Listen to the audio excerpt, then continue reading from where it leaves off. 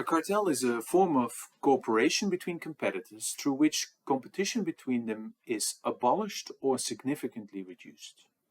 Cartels are the prime example of agreements or concerted practices which are prohibited by Article 101 of the Treaty on the Functioning of the European Union. They are considered to be the most harmful breaches of competition law. Indeed, by reducing the competition between them, the competitors are able to increase prices to customers, thus increasing their own profit margins at the expense of these customers and of end consumers.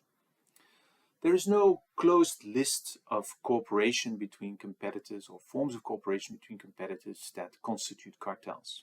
However, the most commonly mentioned examples are price fixing, market sharing, and customer allocation, which I will now discuss in turn, but which in individual cases may also exist in combination.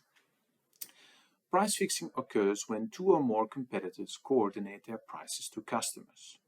This may be through an agreement to charge a particular price or a minimal price to customers.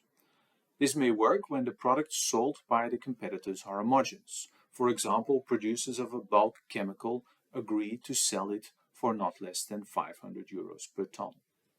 In case products are not homogeneous, price fixing may take other forms, like an agreement to increase prices by a certain amount or percentage, even though this may result in different prices by the different participants. In other instances still, price fixing may be limited to a certain part of the price, but this may still significantly reduce competition between the companies involved. Think, for example, of a cartel agreement between airlines to apply a certain fuel surcharge to their rates. Market sharing is when competitors divide markets between them, either geographic markets or certain product market segments. For example, if competitors agree not to become active in each other's home market.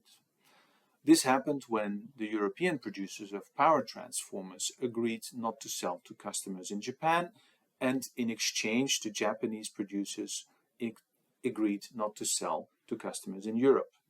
In this way, each group of producers reduced the number of competitors active in their home market, and that allowed them to keep prices higher than they otherwise would be. Instead of allocating markets, cartelists may also allocate specific customers. This may happen through a non-aggression pact where competitors agree not to take away each other's customers. In other cases, companies have detailed discussions to allocate tenders of customers between them, by agreeing who will win the tender by offering the lowest price. The companies which agree to submit a higher offer are then compensated by either being allowed to win one of the following tenders through a sort of rotation, or by receiving a compensating payment from the winning bidder. By rigging the bids in this way, the tender can be won at a price which is much higher than if the companies would vigorously compete, and that is precisely why this is such a serious infringement of Article 101.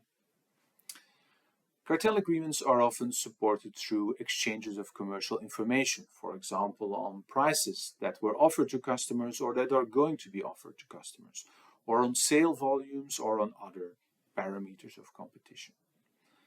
In addition, in some cases, cartels will comprise agreements to limit production, to close capacity, or to stop the introduction of more innovative products, and these are just some examples. While cartels are agreements or concerted practices between competitors, in some cases also other companies may be involved, for example to organize or enforce the illegal agreement. And in addition, trade associations also sometimes play a role.